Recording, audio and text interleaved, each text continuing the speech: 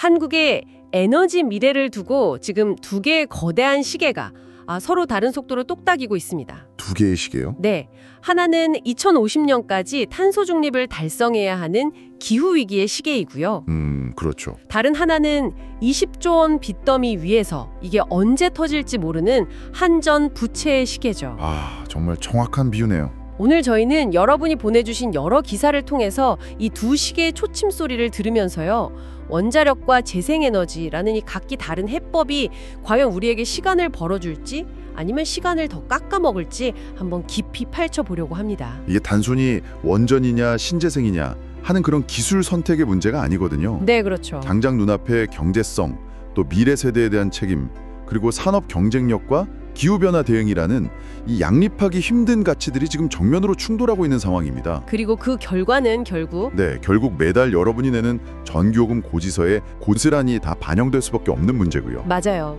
그래서 오늘 저희의 목표는 이 복잡하게 얽힌 실타래를 하나씩 차근차근 풀어보는 겁니다. 논란의 출발점이 된 제11차 전력수급 기본계획부터 시작해서요. 원자력의 그 보이지 않는 비용, 또 재생에너지가 넘어야 할 현실의 벽, 그리고 이 모든 것을 아우르는 정책적 줄따라기까지 이 거대한 그림을 한번 같이 그려보시죠. 자, 그럼 논의의 출발점부터 짚어보죠. 정부의 장기 에너지 계획, 11차 전력수급 기본계획 실무안, 이게 공개되면서 논란이 시작됐다고요? 네, 그렇습니다. 그런데 보내주신 기사를 보니까 정말 좀 황당한 대목이 있더라고요. 이 중요한 국가 계획에 경제성 평가가 제대로 안 들어갔다는 거예요. 그 발언 말씀하시는 거죠? 네, 그 정동욱 총괄분과위원장이 토론회에서 경제성 평가를 하자고 했더니 다들 부들부들 떨더라고. 하하. 이 대목은 거의 코미디 같았어요. 그 발언 하나가 사실 이 논쟁의 본질을 보여주는 상징적인 장면이죠. 왜 다들 부들부들 떨었을까요? 그러게요. 왜 그랬을까요? 바로 원자력과 재생에너지의 경제성을 어떤 잣대로 재느냐에 따라 결과가 완전히 뒤바뀌기 때문입니다. 원자력계는 꾸준히 주장하죠. 폐기물 처리 비용, 원전 해체 비용 이런 거 다 포함해도 여전히 원전이 가장 저렴하고 효율적인 에너지원이다. 이렇게요. 그게 사실이라면 사실 논쟁할 게 없는 거 아닌가요? 그냥 제일 저렴한 걸 쓰면 되니까요. 그런데 바로 그 지점에서 문제가 생기는 겁니다. 그 다 포함했다는 비용의 실체가 뭐냐는 거죠. 실체요? 네. 반대 측에서는 바로 그 지점을 파고들어요. 예를 들어서 한국은 아직 고준위 방사성 폐기물을 영구적으로 처분할 장소도 기술도 확정을 못했어요. 맞아요. 원자료를 완전히 해체해본 경험도 없고요. 그러니까 앞으로 얼마가 될지 아무도 모른다는 거네요. 그렇죠. 미지의 비용을 너무 낙관적으로 계산한 거 아니냐 이런 비판이 나오는 겁니다. 기사에서 특히 눈에 띄는 게 그 사고 비용이었어요. 1기당 약 9천억 원을 반영했다고요? 바로 그 부분입니다. 9천억 원. 물론 엄청 큰 돈이죠. 그럼요. 하지만 2011년 일본 후쿠시마 원전 사고를 한번 떠올려보면 이야기가 완전히 달라집니다. 후쿠시마. 당시 사고 수습이랑 피해 보상에 들어간 돈이요. 일본 정부 공식 추산으로만 58조 원이었어요. 58조요. 9천억 원이랑은 단위가 다른데요. 그렇죠. 심지어 한 민간 연구소는 최대 700조 원까지 불어날 수 있다고 전망했고요. 700조 원이요?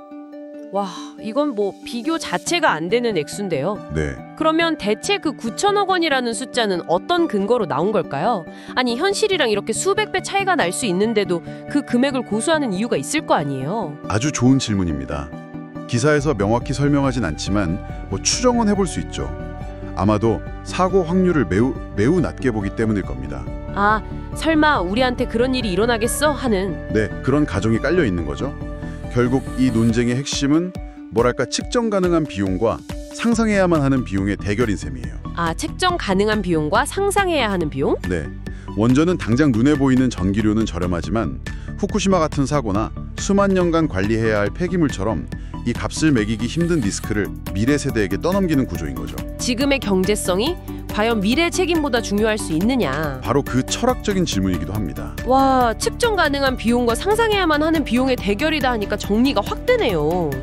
이런 근본적인 시각 차이가 있으니까 정치권에서도 계속 평행선을 달리는 거군요. 맞습니다. 한쪽은 당장 우리 산업의 어려우니 싼 전기가 중요하다고 하고 다른 쪽은 미래를 위해 온실가스 감축 의무부터 지켜야 한다고 맞서고요. 에너지 탕평이니 탈정치환이 하는 말이 왜 나오는지 알겠습니다. 후쿠시마 사고 비용처럼 계산이 어려운 잠재적 리스크가 원자력의 가장 큰 약점이라면 그 리스크를 줄이려는 노력도 물론 있겠죠. 그럼요. 그중에서도 가장 큰 두 가지가 바로 사고와 폐기물 문제일 텐데요. 먼저 사고와 관련된 기술적 논란부터 한번 보죠. 기사에서 원전 알박기라는 아주 자극적인 표현이 나오더라고요. 네, 그 원자력안전위원회에 건설 허가도 받기 전에 원자료 같은 핵심 부품 제작 계약부터 맺어버리는 오랜 관행을 비판하는 표현입니다. 허가도 나기 전에요. 네, 국정감사에서도 이 문제가 아주 뜨거웠죠. 야당에서는 설계도 승인도 안 났는데 어떻게 수조 원짜리 부품 제작부터 하냐? 이건 명백한 위법이다. 이렇게 공격했고요. 그럴만하네요. 반면 정부와 한수원 측은 허가 신청을 하려면 부품 설계도가 있어야 하니 선계약은 어쩔 수 없다. 위법이 아니다. 이렇게 맞섰습니다. 잠시만요. 이거 아까 나왔던 경제성 평가를 부들부들 떨면서 피했다는 이야기랑 지금 이 원전 알박기 논란이랑 결국 비슷한 문제 아닌가요? 어떻게 말이죠? 둘 다 중요한 절차나 검증을 건너뛰고 일단 사업부터 밀어붙이려는 것처럼 보이는데요. 정확한 지적이십니다. 절차적 정당성을 둘러싼 논란이라는 점에서 그 맥이 다 있죠. 이런 논란이 결국 원자력 정책 전체에 대한 사회적 신뢰를 갉아먹는 요인이 되기도 하고요. 기술적인 문제 이전에 신뢰의 문제가 먼저 해결되어야 하는 거군요. 네, 맞습니다. 그리고 원자력이 가진 또 다른 근본적인 숙제, 바로 사용 후 해결료, 즉 고준위 방사성 폐기물 처리 문제입니다. 이건 정말 답이 안 나오는 문제 같아요. 그렇죠. 이걸 해결하려고 연구 처분 시설, 즉 고준위 방패장을 만들어야 하는데 수십 년째 첫 삽도 못 두고 있습니다. 관련 특별법은 계속 국회에서 잠자고 있고요. 하긴 어느 지역 주민이 우리 동네에 수만 년 동안 위험한 핵폐기물을 묻으세요 하고 선뜻 동의하겠어요? 그게 거의 불가능에 가까운 미션이죠. 기사를 보니까 원자력환경공단 이사장이 해안가의 화강암 지대가 유력하다고 언급했던데요. 뭔가 구체적인 계획이 좀 있는 건가요?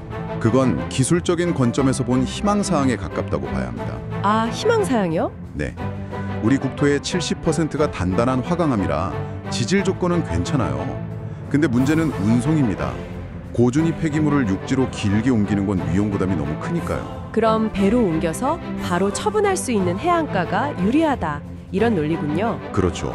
하지만 이건 어디까지나 기술자들의 생각이고 실제 부지 선정은 완전히 다른 차원의 문제입니다. 더 아득한 건 일정인 것 같아요. 계획대로 다 되더라도 2038년에 부지를 겨우 정하고 2060년에나 운영을 시작할 수 있다고요? 네, 2060년입니다. 2060년이요? 지금 이걸 듣고 계신 분들 중 상당수는 은퇴한 뒤일 텐데 정말 한 세대를 뛰어넘는 프로젝트네요. 이게 과연 계획대로 될 수 있을까요? 그러니까요. 이런 거대한 부담 때문에 대안을 찾는 목소리도 커지는 것 같습니다. 요즘 뜨거운 소형 모듈 원전, SMR 이야기가 그래서 나오는 거겠죠? 맞습니다. SMR은 전통적인 대형 원전의 리스크는 줄이면서 효율을 높인 게임 체인저가 될 수 있다. 이런 기대를 받고 있죠. 네. 특히 한국이 개발 중인 ISMR이 올해 표준 설계를 마치고 인허가 절차에 들어간다는 소식이 중요합니다. 기사를 보면 경쟁 모델인 미국 뉴스케일 SMR과의 차별점을 강조하는데 이게 흥미롭습니다. 어떤 점이 다른가요? 뉴스케일 모델은 펌프 없이 그냥 자연순환 방식으로 안전성을 높인 반면에 우리 ISMR은 펌프를 적극적으로 사용해서 출력을 높여 경제성을 확보했다는 거예요. 그러니까 안정과 효율 사이에서 서로 다른 선택을 한 거군요. 원자력은 결국 수십 년이 걸리는 방패장이라는 거대한 숙제를 안고 있군요. 듣기만 해도 아득한데요. 그렇다면 이런 장기적인 부담이 없는 재생에너지로 모든 걸 해결하면 되지 않을까요? 네, 그렇게 생각하기 쉽죠. 하지만 여러분이 보내주신 기사를 보니까 그 길 역시 장밋빛만은 아니었습니다. 그렇죠. 목표는 정말 야심차입니다. 새만금에 6기가와트가 넘는 아리워날레드 특화 단지를 만들고 공정 지붕마다 태양광 패널을 까는 산단 태양광을 활성화하기 위해 인센티브를 더 주자. 이런 구체적인 계획도 나왔어요. 네, 계획은 좋아 보여요. 하지만 현실의 벽이 너무 높습니다. 당장 기업들의 속도가 못 따라와요. 한 기사에서 국내 대기업들의 RE100, 즉 사용전력 100%를 재생에너지로 바꾸겠다는 약속의 이행률이 고작 36%에 불과하다고 지적합니다. 36%요? 왜 이렇게 속도가 더딜까요? 기업들의 의지가 없는 건가요? 아니면 다른 구조적인 문제가 있는 걸까요? 의지의 문제라기보다는 구조적인 문제가 훨씬 큽니다. 바로 전력망이라는 보이지 않는 장벽 때문이에요. 전력망이요? 네. 재생에너지는 햇빛 쨍쨍하거나 바람이 세게 불 때만 전기를 만들잖아요. 그렇죠. 간헐성 문제. 이런 간헐성 때문에 생산된 전기를 필요할 때까지 저장해둘 에너지 저장 장치 ESS, 그리고 이 전기를 전국 곳곳으로 실어나를 튼튼한 에너지 고속도로, 즉 전력망이 필수적입니다. 아, 성능 좋은 자동차가 있어도 길이 없으면 달릴 수 없다는 거군요. 정확합니다. 이건 마치 최신형 슈퍼컴퓨터를 샀는데 집에 아직 전화선 모뎀이 깔려 있는 것과 같아요. 그런데 이 에너지 고속도로 까는데 돈이 어마어마하게 든다고요. 네, 추산된 비용만 76조 원에 달합니다. 그런데 더 큰 문제는 돈이 있어도 쓸 수가 없다는 거예요. 돈이 있어도 못 쓴다고요? 네. 관련 법안인 국가기관전력망 확충법이 국회 문턱을 넘지 못해서 한전이 내년도 관련 예산을 정부의 요구로처 못한 상황이라는 기사는 정말 이 문제의 심각성을 보여줍니다. 잠깐만요. 이거 아까 나왔던 원전 알박기 문제랑 결국 같은 얘기 아닌가요? 어떤 점에서요? 원전이든 재생에너지든 꼭 필요한 인프라를 까는 일인데 절차와 정치가 발목을 잡고 있는 거잖아요. 에너지 종류만 다를 뿐이지 우리가 마주한 근본적인 문제는 똑같네요. 정확합니다. 결국 에너지 전환의 성패는 기술 개발만큼이나 이런 사회적, 정치적 병목 현상을 어떻게 뚫어내느냐에 달려있다고 볼 수 있습니다. 이런 상황이니 국제사회의 시선이 고울 리가 없겠네요. 네, 그렇죠. 한국이 COP29, 즉 UN 기후변화 협약 당사국 총회에서 화석연료 투자를 제한하려는 국제적 움직임에 반대했다는 이유로 오늘의 화석상 1위라는 불명예를 안았다는 기사도 있었습니다. 아, 화석상 2위요. 우리가 추진하는 무탄소 에너지 CFE 이니셔티브가 국제사회에서는 원전을 포함시키려는 꼼수로 비치면서 진정성을 의심받는 거죠. 앞에서는 친환경을 외치면서 뒤로는 다른 행동을 한다는 비판을 받은 거군요. 그래도 다행인 건 이런 비판이 나오고 국회에서 문제 제기가 이뤄진 후에 한국이 에너지 저장과 전력망 서약에 전격 참여하기로 했다는 소식도 있네요. 네. 늦었지만 그래도 변화의 움직임이 있다는 점은 긍정적으로 보입니다. 네. 2030년까지 에너지 저장 장치 ESS 용량을 대폭 늘리는 국제적인 노력에 동참하게 된 것은 아주 의미 있는 진전입니다. 결국 외부의 압박이 내부의 변화를 이끌어낸 셈이죠. 이 모든 거대한 계획들은 결국 돈과 정책 문제로 귀결될 수밖에 없어요. 앞서 언급했던 한전 부채가 206조 원, 그리고 전기요금 체납액도 작년 8월 기준으로 2,824억 원을 넘었다는 기사는 지금 우리가 얼마나 위태로운 재정 상태에 놓여 있는지를 보여줍니다. 그야말로 부채 시계의 초침 소리가 들리는 것 같죠. 네, 정말요. 그렇죠. 한전은 해외 원전 사업 같은 신사업으로 활로를 찾으려 하지만 일각에서는 본업인 송배전망 확충에나 집중하라 라는 비판의 목소리도 나오고요. 총체적 난국이네요. 이런 상황을 해결하기 위해서 정부 차원의 큰 그림도 그려지고 있습니다. 바로 정부 조직 개편 카드입니다. 조직 개편이요? 네, 이재명 정부의 공약이기도 했는데 산업부의 에너지 업무와 환경부의 기후 업무를 합쳐서 기후에너지부를 만들자는 구상입니다. 여기저기 흩어져 있던 에너지와 기후 정책의 컨트롤 타워를 하나로 합치자는 거군요. 네. 아까 저희가 이야기했던 것처럼 원전과 재생에너지가 각각 다른 정치적 논리에 갇혀서 헛도는 문제를 해결할 수 있는 어떤 열쇠가 될 수도 있겠네요. 바로 그게 핵심입니다. 정책 결정의 일관성과 효율성을 높이자는 거죠. 그리고 또 하나 주목할 것은 미래 기술에 대한 과감한 투자입니다. 미래의 기술 투자? 네. 2026년도 산업부 예산 요구안을 보면 역대 최대 규모인 약 13조 8,778억 원을 편성했어요. 와, 13조? 그 내용을 뜯어보면 아주 흥미롭습니다. 초고효율 텐덤 태양전지, 20메가와트급 초대형 해상풍력 터빈, 그리고 차세대 SMR 같은 미래 기술 R&D에 엄청난 돈을 쏟아붓겠다는 계획이거든요. 지금 당장 원전이냐 재생에너지냐 이걸 놓고 싸우는 걸 넘어서 아예 다음 세대의 기술 시장을 선점해서 이 논쟁 자체를 뛰어넘겠다, 이런 의도로 읽히네요. 맞습니다.